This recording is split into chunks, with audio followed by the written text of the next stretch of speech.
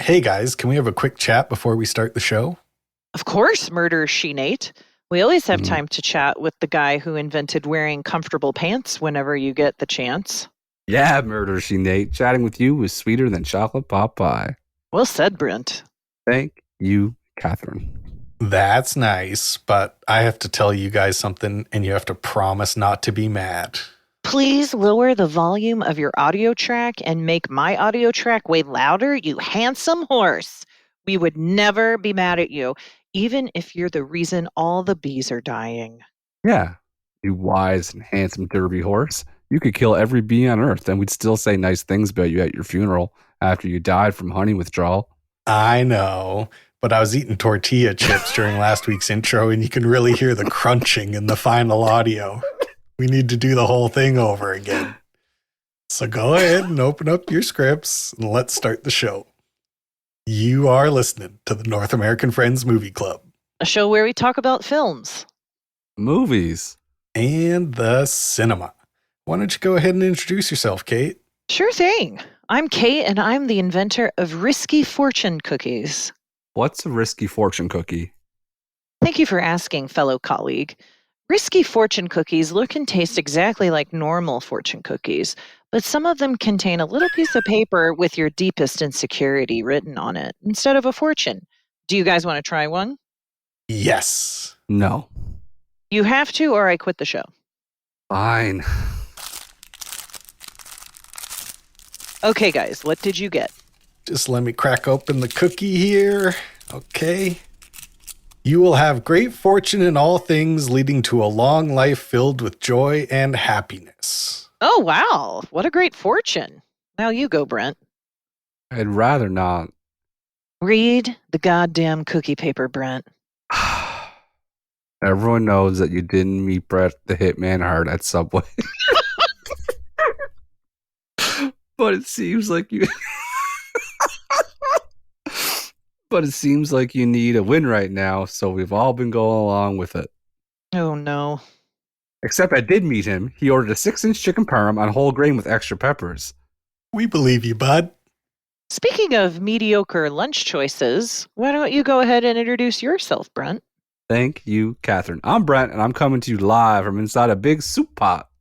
Interesting. Is that where you usually do the show? No, Kate, it is not. I seem to have got myself into a Hansel and Gretel type situation, and a mean old witch is cooking me into a soup.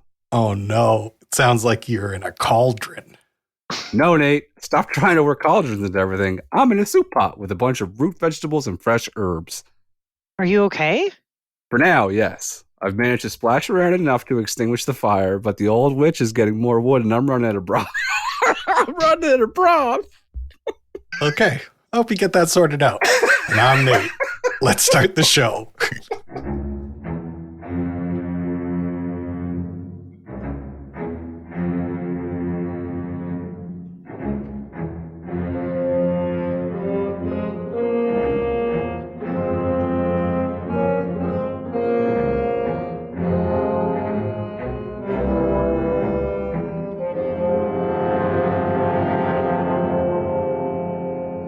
This is what it sounds like when we do a podcast. We're currently doing one. This is the North American Friends Movie Club, and in the name of our show is a secret message.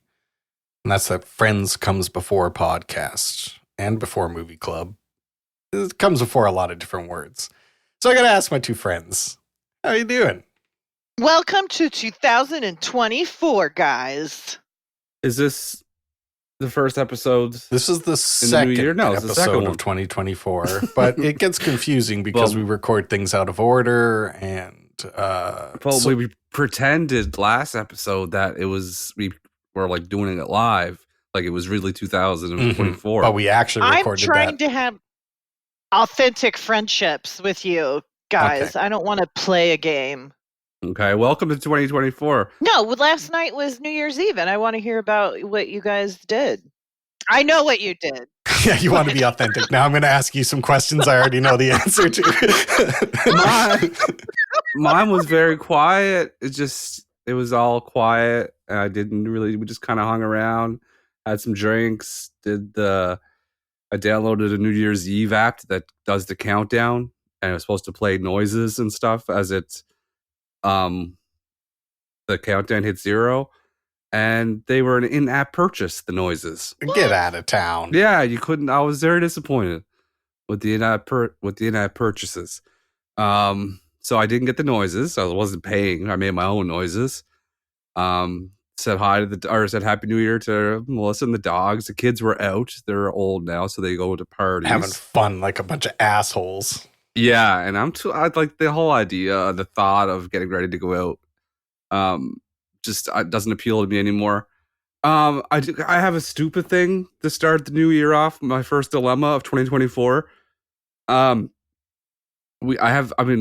have stuff in my house to make a roast beef sandwich, right? And I've been craving a roast beef sandwich for days now. But I can't make the sandwich because I have too many leftovers that I'm trying to get through. Oh, man. I need more information about the roast beef. Is it leftover roast beef that you cooked or roast beef lunch meat? Roast beef lunch meat. Okay. But I mean, that'll go bad too. So you have to factor that in.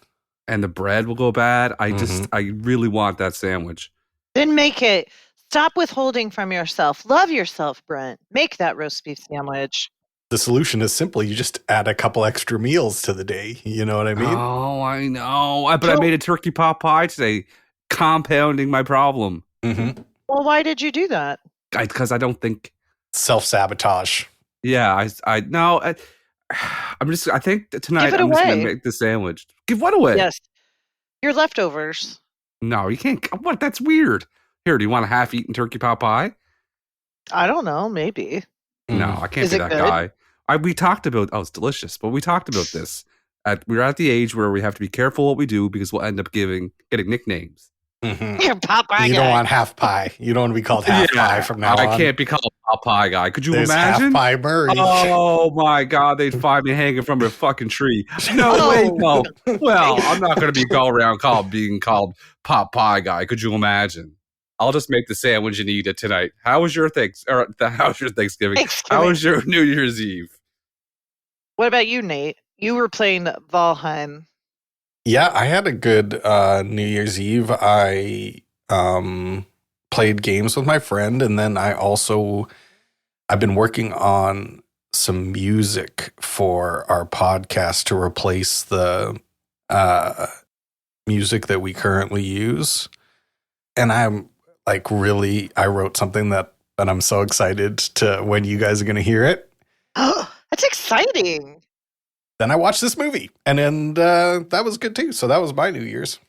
Do either of you have any goals or intentions? I think I asked you this. I talked to you specifically about the podcast, but do you have any personal goals or intentions for this year? No, I have none. Because you can't predict stuff that's going to happen, and I don't want to put any more pressure on myself. Good call. Fair. Fair. Go ahead. I interrupted you, Brent.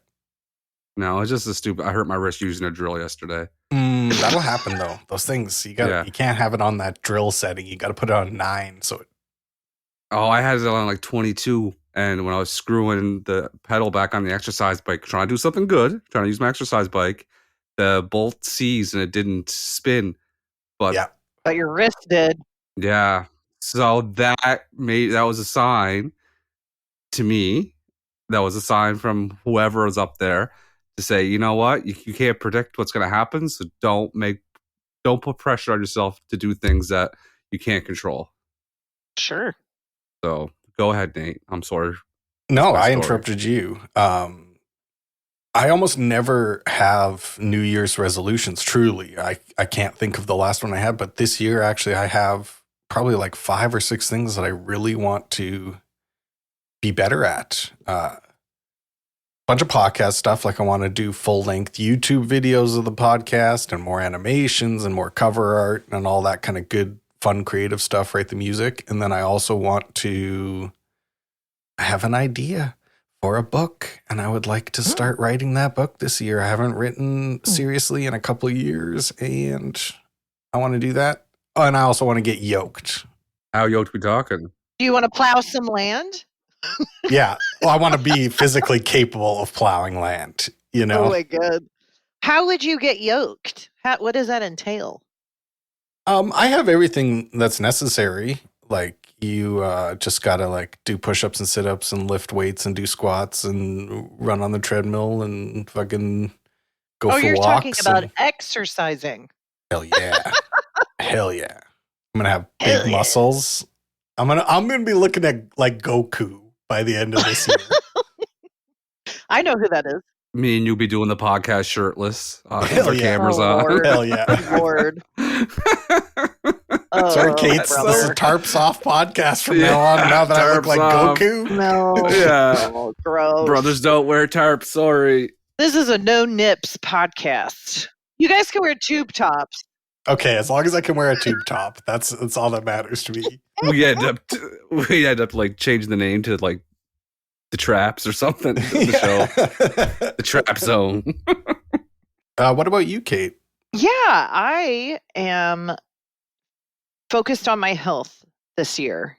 And every month I am going to have a new thing that I do every day of the month. So we're starting with January, and I am abstaining from alcohol for the 31 days in January. And then in February, I haven't decided yet, but it's going to be like I do 100 squats every day or something like that. So every month I do one thing every day for the entire year. And I'm feeling it feels doable to me. I like to make things, like I get too bored, right? Like if it's too long, I'm not going to do it. And then I'll get discouraged. But like every month is a new opportunity to do something related to health, but not like crazy. I love the idea, and I especially love it because you just booked us 12 months worth of podcast content. Now we get to ask you every month, like, what's the thing? How's it going? Like, yeah, this is great. This is good for everybody. I'll show up next week crying with a cocktail in my hand. No, I'm just kidding. No, I've gotten on the chocolate milk. So, day one of this is pretty great. It's starting off on the right foot. Chocolate milk and alcohol are very similar. They bring me joy. Mm-hmm. I get a little hyped. Yeah, a little sugar in there. Sugar's a drug. Hell yeah. Oh my God. I've been on mute the whole time. No. Yeah. Oh, you were been talking. Bit. Oh, for a I've been talking with the chocolate milk. Yeah. Oh, no. I was laughing because I was trying to do the intro and I could hear you drinking the chocolate milk. She's fucking loving this chocolate milk. She's loving it. I can't have it in front of me without drinking it. You're coming out the gate strong. And it's 220 calories per cup. Mm-hmm. Oh, yeah. You're gonna have to move those squats up to mid-January. Oh my God. I didn't realize that until I just filled it up again. I looked. You got to cut that like lemonade, Kate. You got to get a jug of skim and cut it 10-1. No, blasphemy. I'm going to do something for my health every month. Day one, 6 glasses in, 1,200 calories of chocolate milk so far doing a podcast. Really equal out caloric. That's good. That's good. Well, I picked the movie this week, and we did something we've never done before. We all watched a movie that we've never seen, which I was pretty nervous about. So I'm actually very curious to see how that played out with the two of you. But before we start talking about our favorite parts, I would like Kate to tell us all what happened in this movie.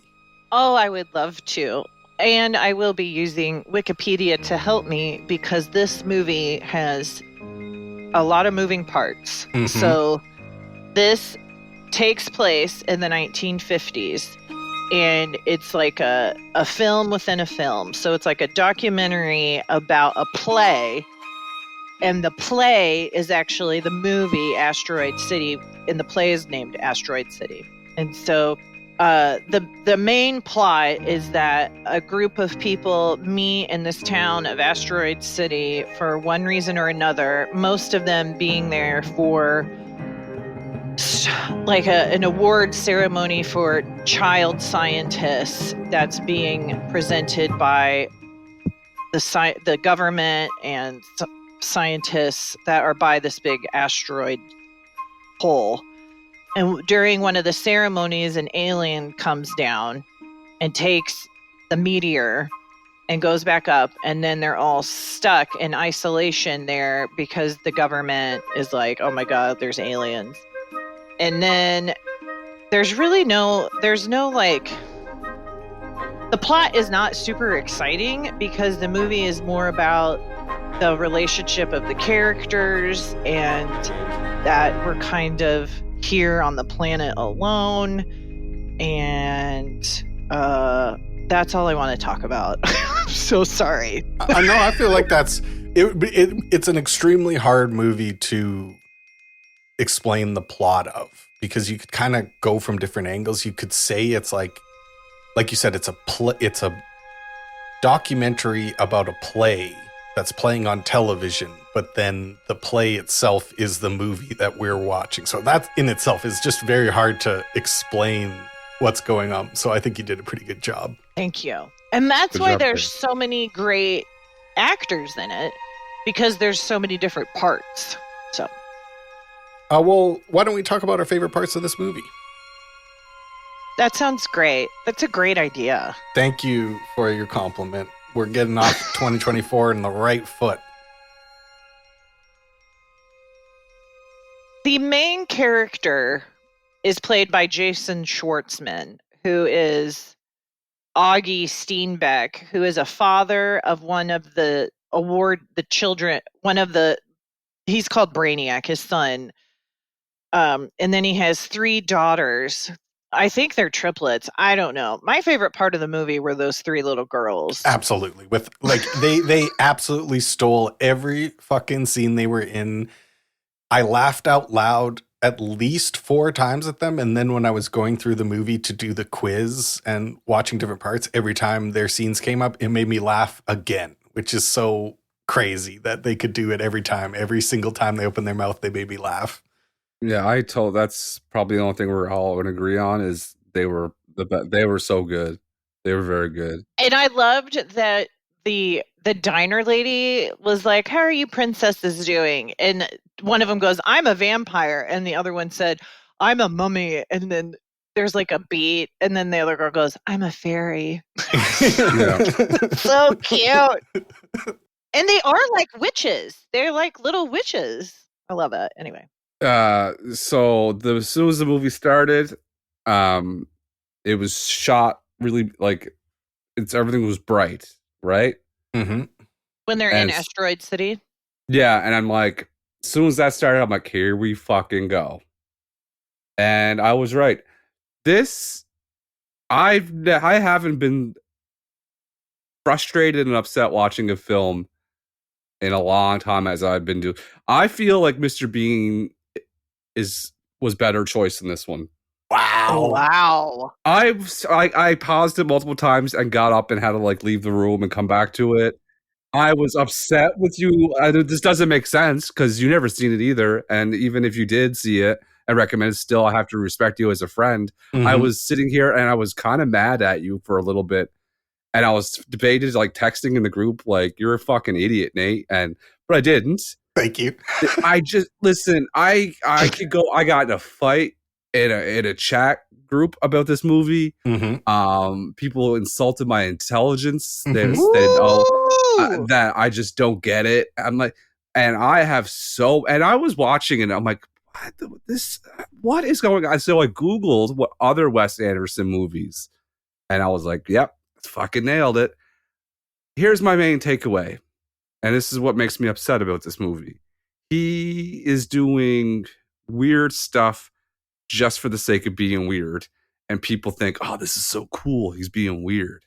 I understand that.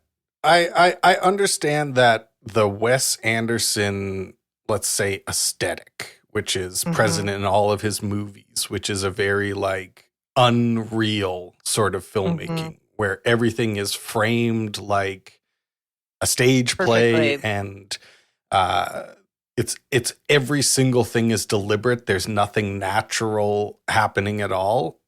But my reaction to this film was the exact opposite. I think this is his best movie that I've ever seen, and I fucking loved every second of it. I knew it. I knew it. I knew that. I get it. Listen, I get it. I get what he's doing. I get the whole thing. I get the way it's shot. I get the way the characters act. I get why all the big actors want to be in it. It just doesn't do anything for me. And I don't like the fact that people that defend this movie will every time I said I didn't like this movie to someone that did like it, Nate's is the exception. They say, "Oh, you just don't get it." No, I get it. It's just stupid to me. I don't like that defense either, because that you could just say that about anything. You could be like, "Oh, you didn't understand The Exorcist 4. She's back in pukin," or whatever stupid movie you want to defend. She's back in pukin. I think it's the most Wes Anderson film he's done yet. It was a lot to take in. Like I've watched it 1.5 times, and I've enjoyed the second viewing more because I feel like you have to be. It's just a lot, right? Like there's just a lot. The text is layered, the plot is layered. Like you have to keep track of who.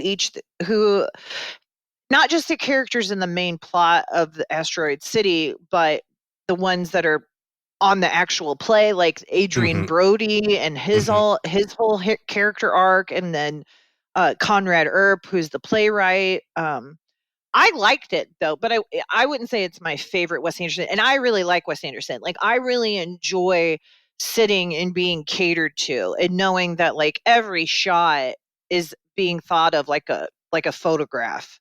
I think it's beautiful and interesting to watch. So I enjoyed it. Yeah, I loved Edward Norton's voice as the playwright. He's doing such a funny little southern. I'm just a little southern playwright, and I just come on down here and say a little play exactly. for all you guys. I love and that. And his jacket with the little cowboys on it, like his smoking jacket. Oh. The only thing that I liked about Edward Norton is when he tried the ice cream and said "cool and delicious."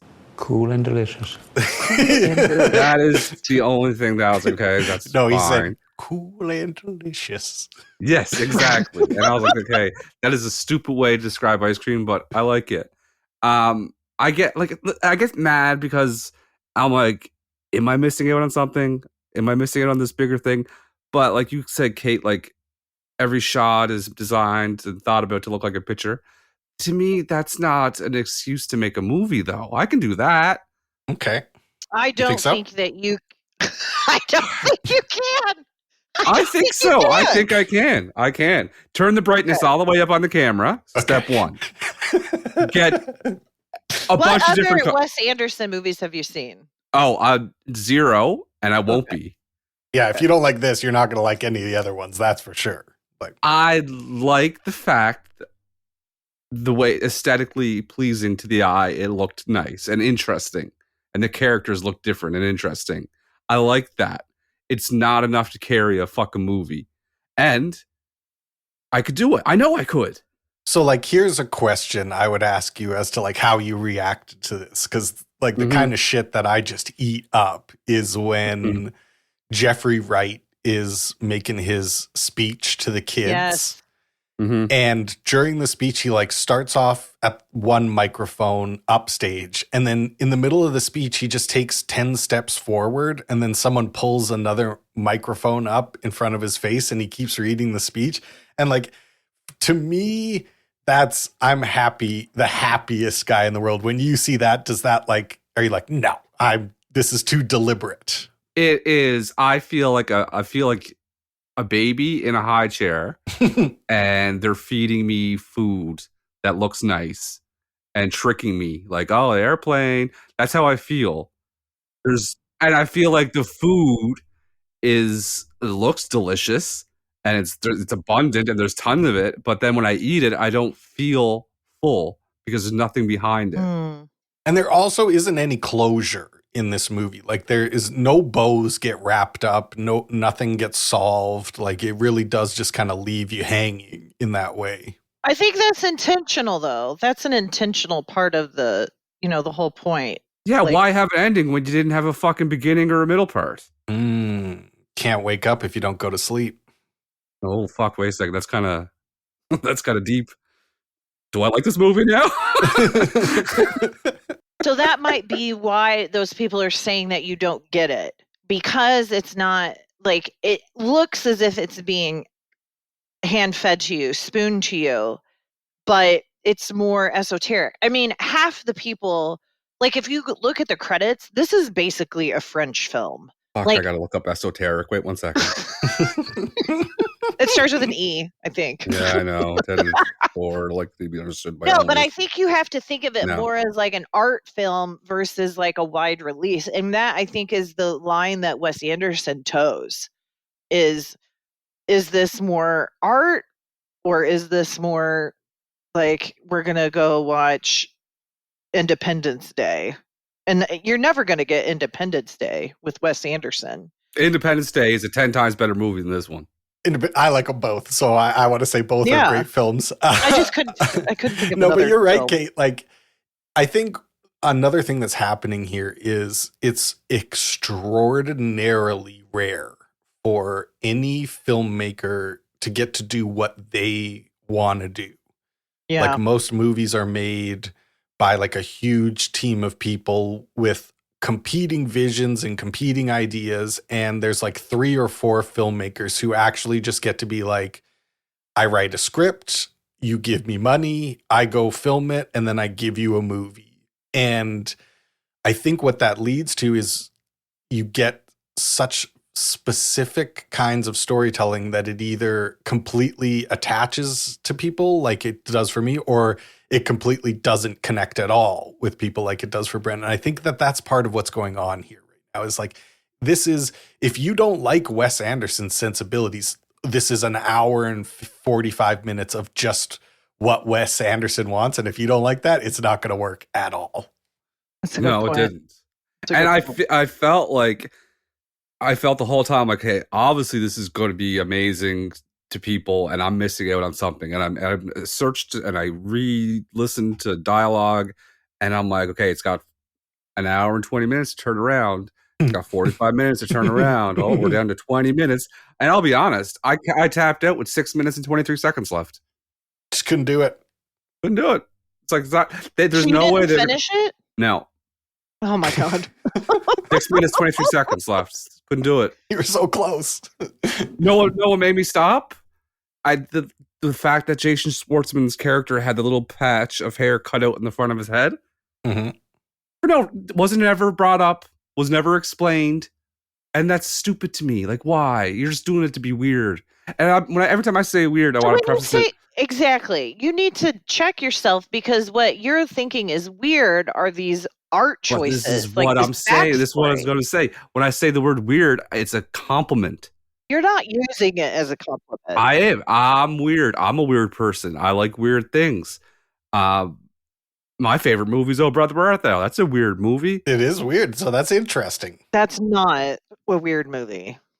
It's pretty weird. It is so mainstream. That is a I know it's an allegory of the Iliad and the Odyssey. I get Here it. we go. But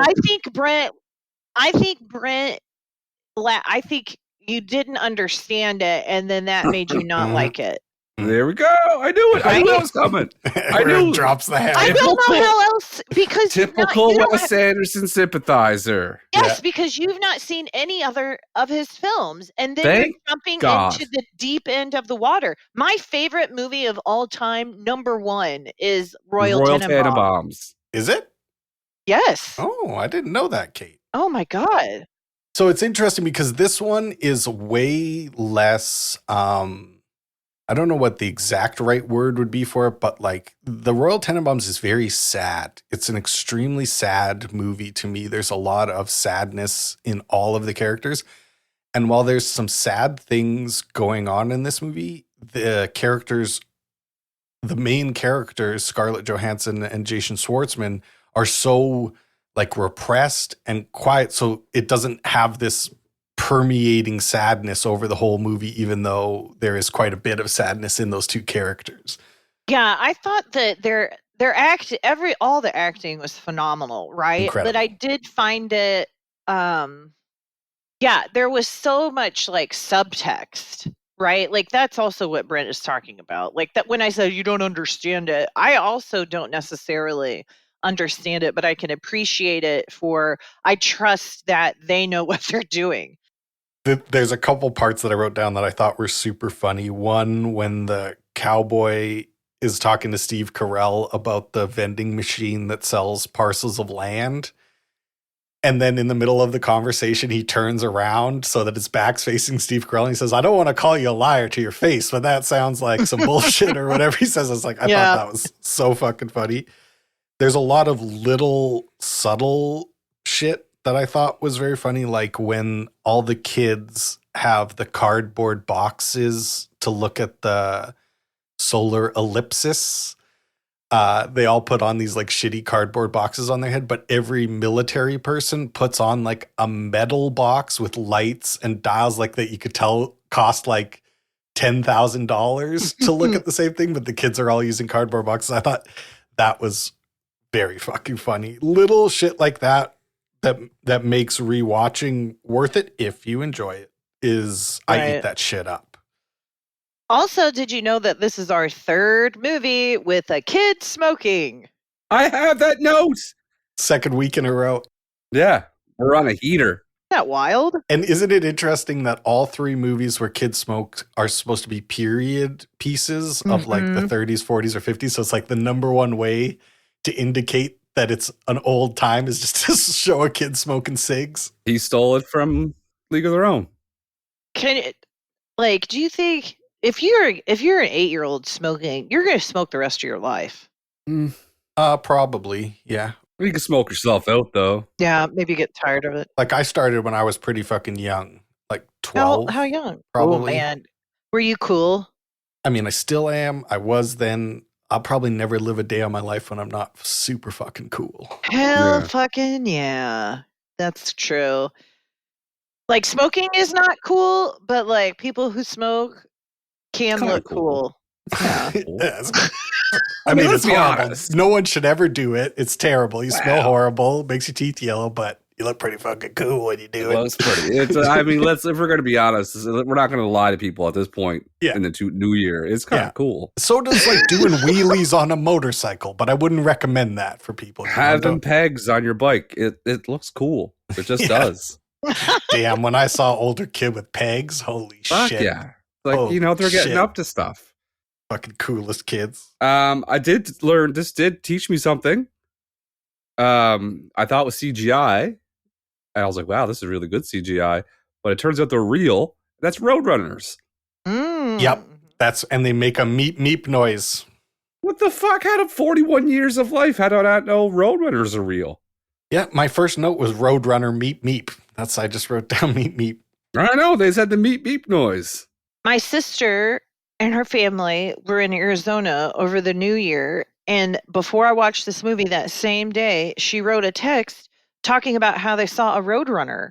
So it was weird, and 2 incidences of Roadrunner where I had gone years of my life without any. Haven't run on a road for years. But they're real. They're real. They're still here. I like the part where they showed their inventions, the stargazers, and the girl showed how bio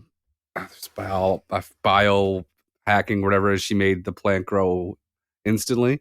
On cosmic rays or something? Yeah. And the only drawback is it makes all vegetables toxic. That's like, that's good. It's one purpose, ruins it. S'mores Atonium, that was good. I'm really glad I didn't use that as a question. I was going to put that in as a question and I didn't, so I'm glad I didn't. And the part of where they were burying the ashes in the Tupperware, it was 1 of 3. That was funny. My last note is, and I don't want to hear what you think about this until it's time to do the ratings. So you're not allowed to give away what you're going to say, Brent. But I would like to say that the Kids' Alien song should win the Oscar for Best Original Song at the Oscars this year. I would need to listen to it again. Would you two like to do the Asteroid City quiz? Yes. Sure do.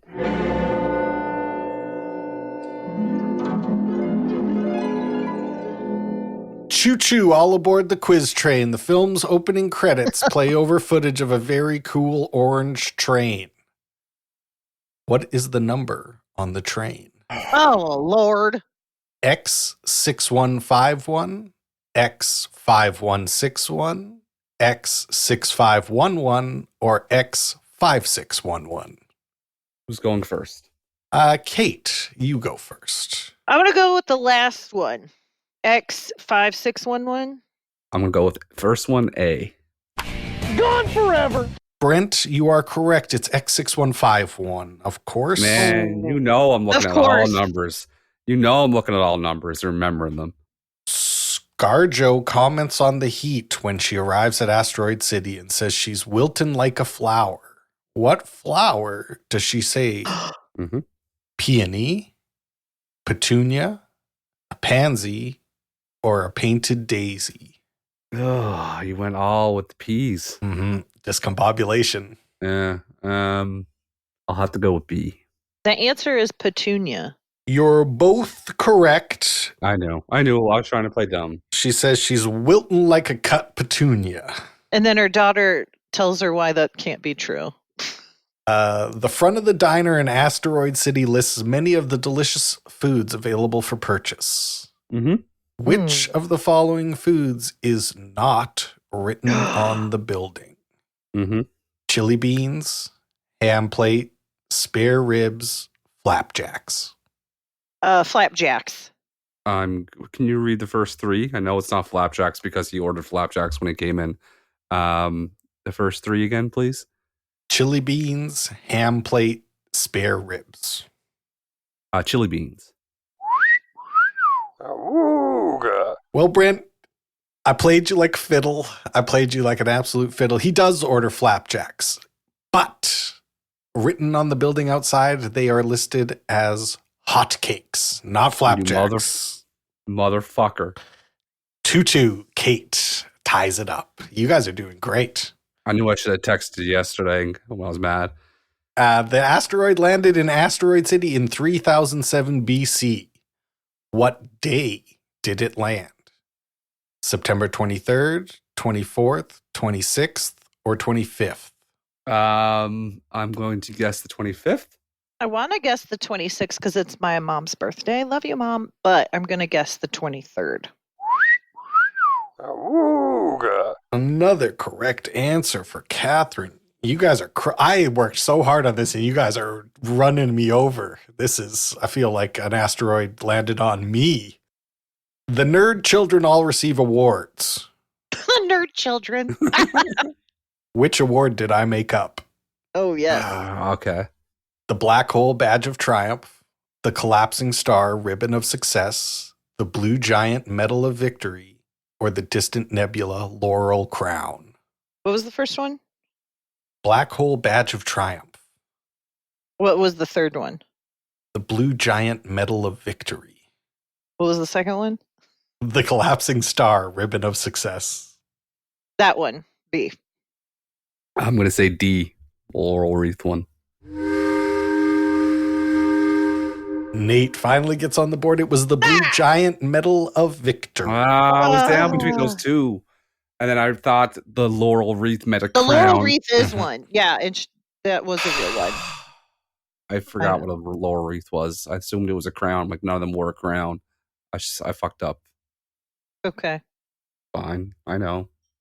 What newspaper does junior stargazer ace reporter Ricky Chau write for?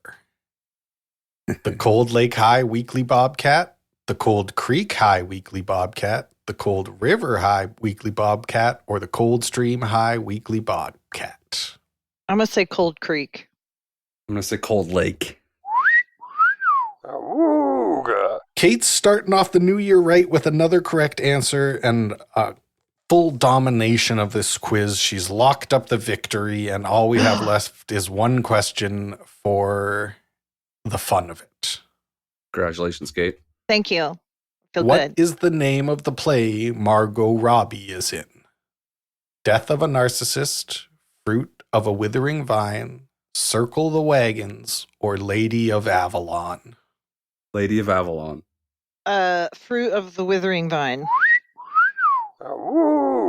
Kate, you had to do it. You had to finish out strong with another correct answer. That chocolate milk is flowing through your veins. She's got the perfect combination of carbohydrates, fats, and proteins to operate her brain at maximum capacity. like a true athlete, you've won this quiz with style. Great job, Kate. Thank you. Proud I of love ya. you, Wes Anderson. Wes Anderson, I love you. Thank you. Would you guys like to give some gold medals to this movie? Oh, man. Yes. The hardest gold medal ceremony ever. Oh, yeah, I know. Trying to find one. I was joking.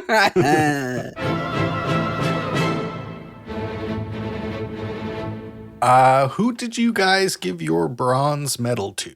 It's so hard to choose who to reach out and celebrate, but I'm going to start with the man himself, Tom Hanks, as Stanley Zach, Augie's father-in-law.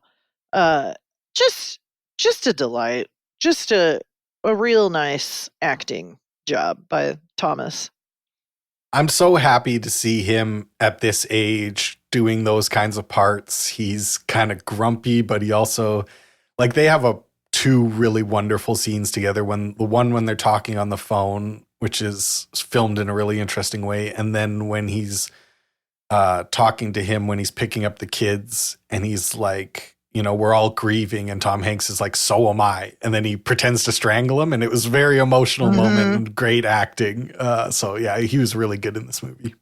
My bronze is going to a dark horse. It's Maya Hawke. Maya Hawke, Nepo baby that we like. Is she Nepo baby? That's Ethan Hawke and Uma Thurman's daughter. Oh, well, there you go. She's very pretty. I enjoyed her in Stranger Things. Well, we're pro Nepo baby on this. Yeah, it's not her fault. Yeah, we like Bryce Dallas Howard. We like Emma Hawke. We like them all. We're pro Nepo babies on this podcast. Who's Bryce Dallas Howard? And why do we like her? She's in The Village, your favorite movie that you defend every single time it gets brought up. She's she played the blind lady, the best blind lady performance of all time. Yeah. Ray Charles had more sight than she did in that movie. I gave my bronze to my favorite actor that I mentioned last week, Jeffrey Wright. He's not in this movie a ton, but all of his scenes are so funny. I want to see him. He's going to win an Oscar. That's my prediction. In the next 10 years, Jeffrey Wright will win an Oscar because he's so fucking good. And he's already won an Emmy, a Tony, and a Golden Globe. So he's on his way to an EGOT. And he could win a Grammy so easily. Just do an audiobook. Just do an audiobook. You'll get a Grammy for that, dude, for sure. He could read the phone book to you. Mm-hmm. Yeah, it would have the same emotional effect as this movie. Oh, Lord.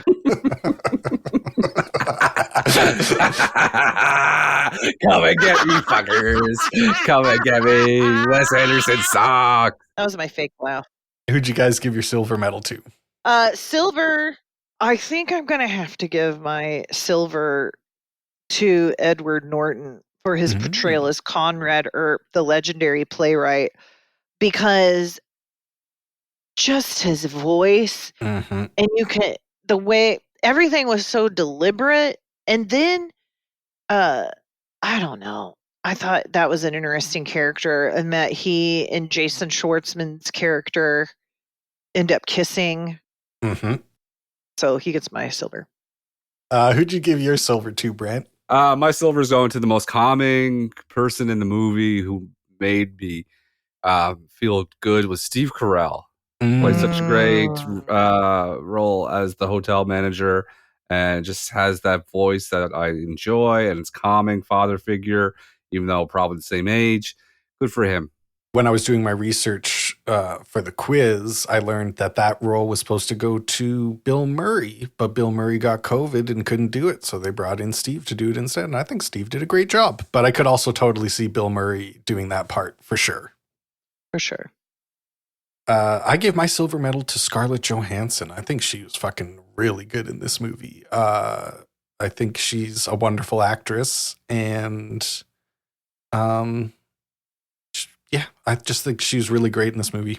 And the way she plays the difference between her character in Asteroid City and then her character in the parts, the behind the scenes of the play parts, is very different. How she plays like her real life quote unquote person as like a 1950s, like, see what you say. Smart guy over here, get on the train. But it's just great. I liked her a lot. Gold medals. Who did you guys give your gold medals to? Well, I'm going to back you up, and I'm giving my gold to Scarlett Johansson. I think she did some crazy good acting, and I don't really know what to say about it other than she's just, I think that you could kind of like what they said about her character. Like, you could think it's all just like beauty, but like she has real talent. Like, she would be a character actor if she wasn't so pretty. Yeah, they keep saying like even she says it at one point where she says I'm actually a very gifted comedian, and that's kind of true for Scarlett Johansson as well. Like, Yeah. What about you, Brent? So my gold medal goes to the scene stealers, the three little scene stealers, Yay. Ella, Gracie, and Willem Ferris triplets. They were very funny. They were very good in every scene they were in. Put them in Independence Day 2, and you got yourself a blockbuster. They were excellent. All three of them are very funny, and he's making her go to hell. Brent, I couldn't agree with you more. I gave my gold medal to Ella Gracie and Willem Ferris. Of course, they absolutely stole the show. Fucking laugh out loud funny. Probably the hardest I've laughed in months of watching movies was those three little girls. Worth watching this movie just for those guys. So that they get my gold medal. Fangs. One of them had fangs. Yeah. Where did you get their names? IMDb. If you click on Ella Ferris, it brings you to articles about the triplets, which is kind of bullshit. It's like if the show became very popular and it was just called The Nate Usher Show. And we click on it, and then there's a picture of me and Kate in the background. Kate's drinking chocolate milk and off that tiny tin cane, and it's all fucked up. Yeah, they were excellent, and they had fangs in it. And well, there was one more thing I was going to say. I could see like all these great actors doing great performances, which they did. But to have three little girls do that and steal the show, that's saying something. Yeah. Well done, ladies. Well, would you like to give this movie a rating, guys? Let's rate it.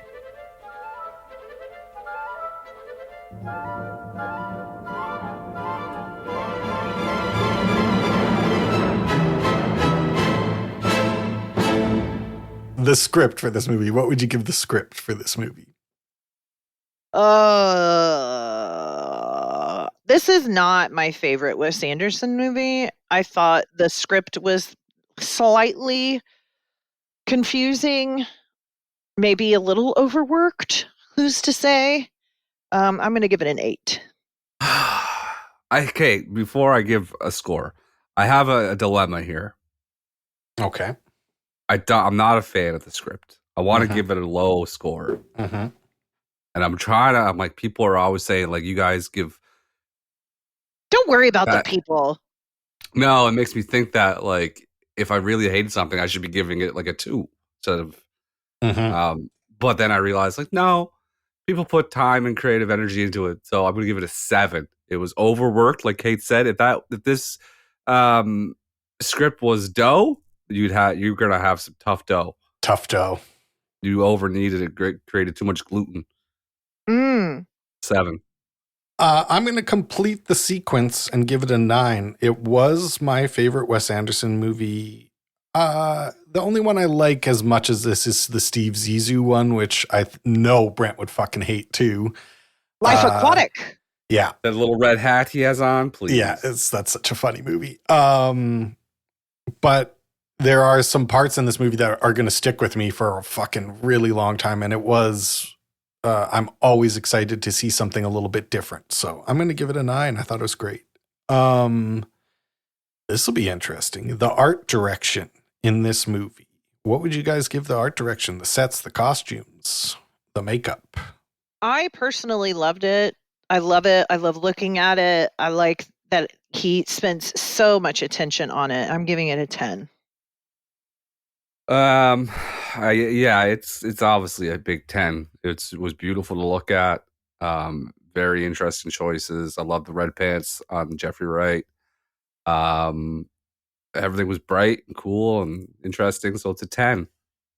Well, I'm very glad you guys said that because I totally agree. I thought especially the costumes were so fucking funny and great in this. How Tom Hanks just has a gun stuck in his pants, like never mentioned, never brought up, never used, but just everywhere he's walking around in those pants, he's got a gun stuck in the front of him. So yeah, 10 for me. It's a beautiful movie. He also has golf cleats on the whole time, which is a Does funny he? detail. Yes.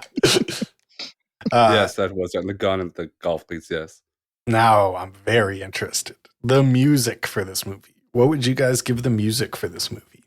I enjoyed it, and I thought it added to the film, and it wasn't annoying at all. I'm going to give it a 9. This was banger after banger after banger all the time in the background. The only thing that kept me interested, like I said before, it reminded me of playing Fallout 4.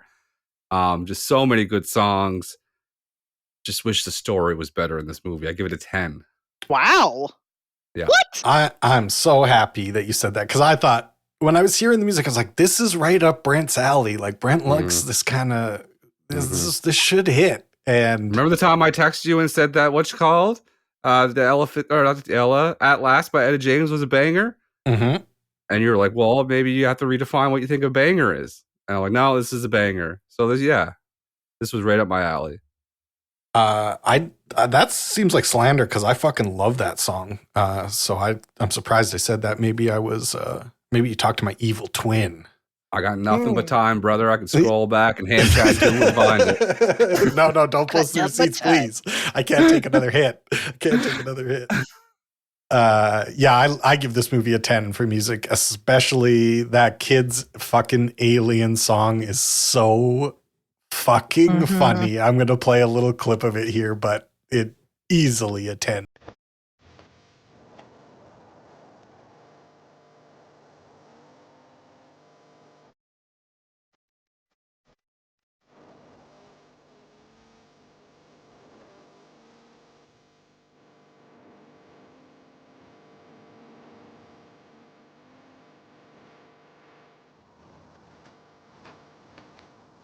And that song should win Best Original Song. This is an American comedy drama period film. There's a lot of different things happening all at once in that. So as an American comedy drama period film, what would you rate this movie? An 8. Say it again. It's an American comedy. It's an American comedy drama period film. I'll give it a 7. I'm with Kate. I like 8. 8's a nice score. It's it is a period film, but it's also like a made up time, which I really liked. And it's funny, but the drama is the weakest part to me. So we're gonna go 8. I like that. 8 is great. And now the final category. If you knew somebody who's a big Tom Hanks guy, he wants to give thanks in January to the man Tom Hanks, and he's never seen this movie, but he loves Tom Hanks. Would you recommend this? Or she? Hey, fair. I just assumed said or she. Yeah, good job. Or good they. job. Or them. Or they. Yeah, good save, because you were about to get fucking finished. What would you rate this movie? How much would you recommend this movie to them? That's a hard one. Yep. I'm going to give it an 8. I don't think you have to see it. I think if you like Wes Anderson, you should definitely see it. But if you're just a normie, some normcore, I'll give it an 8. This is so far removed from what a Tom Hanks fan expects of Tom Hanks. I'm going to have to give this one a 5. Wow. Whoa. I know. And this is not a Tom. Look, if someone come up to me and say, hey, I'm a huge Tom Hanks fan, should I watch Asteroid City or should I watch blah, blah, blah, blah? Like, you have to watch blah, blah, blah, blah, because you're not going to get a Tom Hanks fix out of this movie. I think that's a fair way to look at it. I personally think he's great in this movie. And if someone was just like a Tom Hanks addict, I'd be like, yeah, you should check this out. He's doing something that he doesn't normally do. So I'm with Kate. I'm going to go 8 as well. Tom Hanks addict, anonymous. THA. I'll get a total score here. I bet this is like 43, 42. 5 really tanked it, though. Kate, This gets a 42.2. Excellent, Boom. excellent work, Kate. 42.2. And you know what? I think that's fair because I loved it. Brent hated it. Kate was medium about it. 42 sounds about right for a film like this. And I just want to give a shout out to Brent's group chat. Please keep up the harassment. Let them know what you think about it, and never let them. I put them in their place. I put them in their place just fine. We scored The Neverending Story 42.1. So just okay. Yeah, because I didn't really like that one. So yeah, all checks out. The story checks out. And you could totally interswap that title for both of those movies. Oh, good joke. Thank you. More like Wes Anderson. Okay, that's 2 in a row. Yeah, fucking firing from the hip at this point. Fucking guy pulled out his gun like Tom Hanks from the waistband and fired. his ass. Kate, what movie would you like to watch next week? So I have been, as always, thinking about this greatly. And 2 films I really wanted to watch but did not choose are Philadelphia Story, in which he wins the Academy Award. I think it's just called Philadelphia. What did I say? The Philadelphia Story? Yeah. Okay, Philadelphia. Pardon me. But I didn't choose that. And then I wanted to watch Saving Private Ryan, but that is over 2 hours long, so I didn't want to do that to us. So we're going to go easy peasy, lemon squeezy. We're going to watch what made us all fall in love with this man. We're going to watch Big. Okay, it's time to watch Big. See a little machine turn a little boy into a fully grown man, and what happens Never after saw that? Big. Never saw it. He eats a little corn cob. It's hilarious. Just call someone a corn cob? It's a little corny. Have you seen it, Nate? I saw Big like when on TV when I was a kid, for sure, a bunch of times. So I can't believe we're gonna get through this without like Forrest Gump, the one where he's on the island, Captain Castaway. Phillip. Well, I almost chose that Castaway. one. Holy shit, man! We should have 2 months. But I really like Big, and I think it's charming. And it's from the 80s, so who knows how it will hold up. I'm down for an easy breezy movie. So Yeah. this one really wanted to put us to work. Let's was a watch one. thinker. Let's watch one that's not so hard. So that's what we're going to watch next week. A film from 1988, Big. So that means that's all that's left to do is say goodnight, Kate. Good night, Kate. Good night, Catherine. Remember your first night away from home? Your first job? $187? Your first date? I have a really big gob of mustard right there. Your first apartment? You live here? Yeah. It's nice, isn't it? Remember the day you finally discovered what it was like to be big? What were you like when you were younger? Tom Hanks Oh, well, I wasn't much different. is big. Rated PG.